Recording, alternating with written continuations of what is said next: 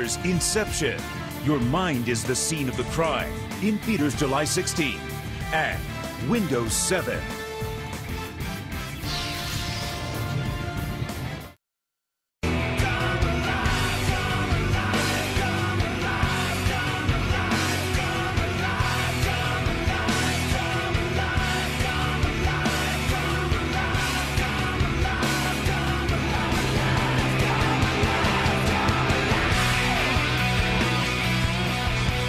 The best rivalry in the history of the NBA. And as we said, for the 12th time, they meet to determine a champion.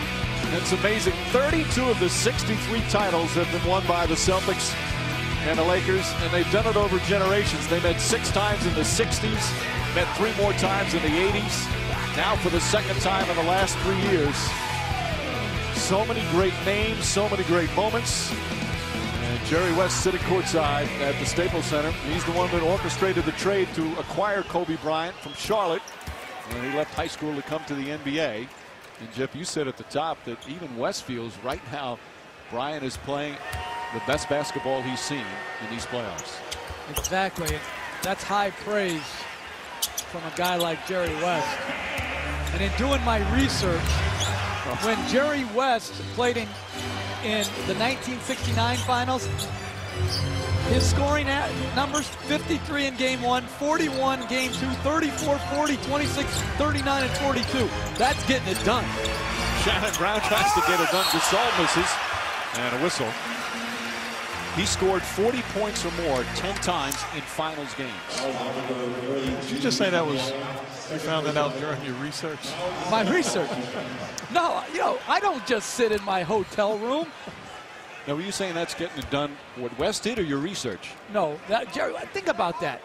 In Game 7 that year of 69 finals, which they lost by 2, 42 points, 13 rebounds, 12 assists. Did anyone help the man that night? Gasol's second one rolls off. Pau Gasol off to a very good start. 7 points and 4 rebounds. Both coaches going to the benches early here in this opening period. Gasol knocks it away. Nice defensive play. Not a smart pass from Tony Allen. Bryant goes to Davis. Odom is fouled by Wallace on the follow. So Rasheed Wallace picks up his first. So free throws. Bryant pushing the ball up the turnover. Probably lays this one up because he felt there was contact, but Shannon Brown underneath the basket all by himself. But a good job by Lamar Odom, not standing back watching the play, but sprinting, putting himself in position to get the offensive board and go to the line. And I'll tell you one thing that play illustrates as well is how quick and nimble Glenn Davis is. Now, he carries like 280, 300, whatever his body weight is, but he has quick feet. So to be able to keep Bryant in front of him in transition and make it a tough shot, that's outstanding defense. He gets the rebound off the miss. Lakers have missed a couple of free throws early. They lead by 2. Perkins 2 quick fouls. He's on the bench. Rondo to Wallace, back to Tony Allen. Allen blocked by Odom. Offensive foul.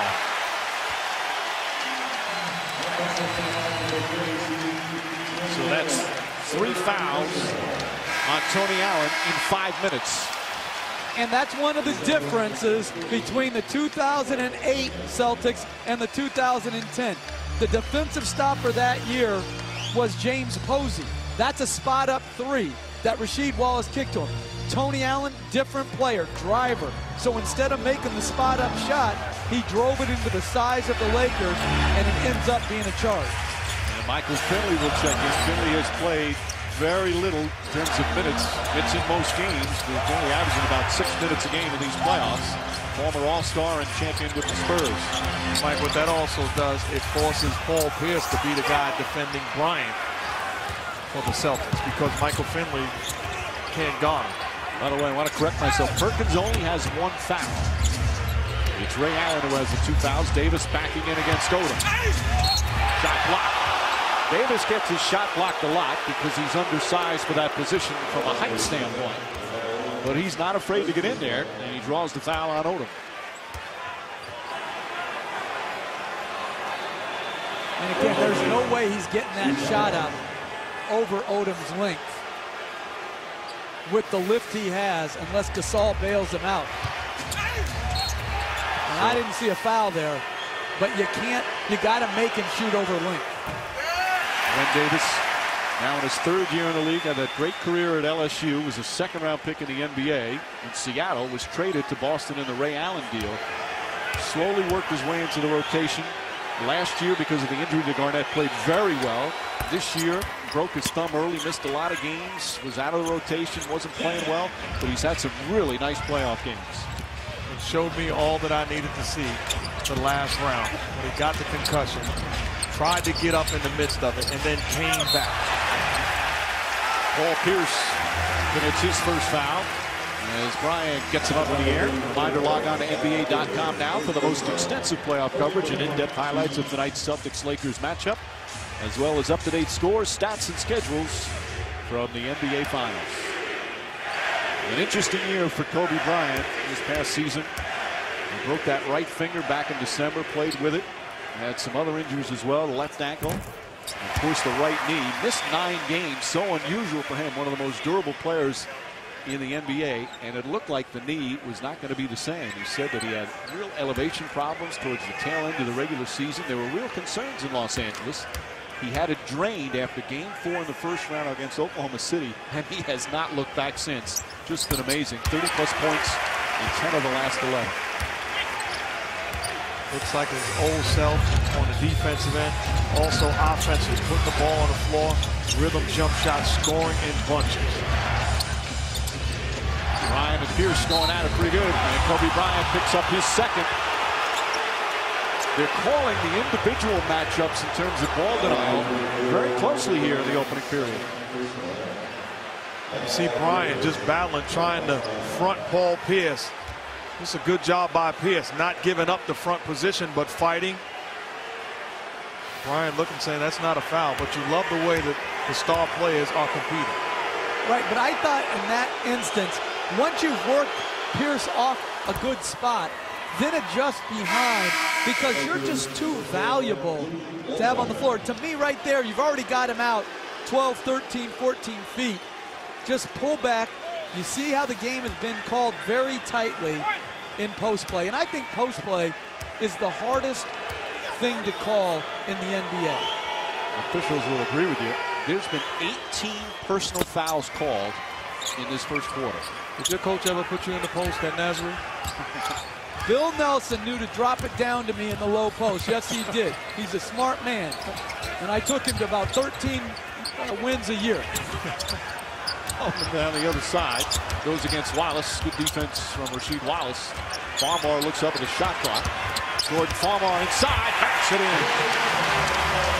That's a good read by Farmar, being defended by Michael Finley on the perimeter. Put the ball on the floor and attack. Pierce for 3, way short. Celtics have actually been the best shooting three-point team in the playoffs percentage-wise. Shannon Brown drives and lays it in. Poor transition defense for Boston. And a steal. And a smart play by Jordan Farmar. Rondo wasn't looking, came up with the steal and doing the wise thing, pulling it out for the last shot. Celtics falling asleep here in that final possession. Shot clock turned off. Odom the drive, sweeping hook, won't go. Wallace the rebound. Rondo's got some time, tries to draw a foul. Good job from Farmar. He almost put it in.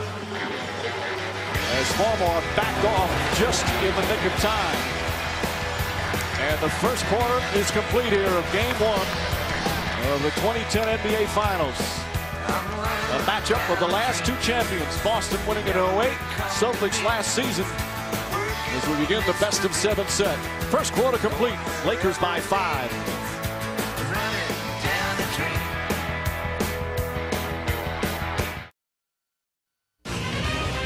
Welcome back to Los Angeles with Doc Rivers. Anytime a team faces Los Angeles, the first thing they talk about is the length. They had you doubled up rebounding-wise. How do you contend with their size? Well, we got to control the dribble. You know, Doris, I really think the reason they're killing us on the glass is because we're not controlling the ball. We knew that coming into it. They are a long team. The better we stay in front of the ball, the less our bigs have to help. These were the two best defensive teams in the playoffs. How are you attacking their defense? What do you think? Well, we got to get stops to get the ball up the court, number one, because that'll get Rondo in transition. I like what we've had. I thought we were rushing a little answer to start the game. Thanks, Mike. All right, Doris, and Rajon Rondo is such a key field.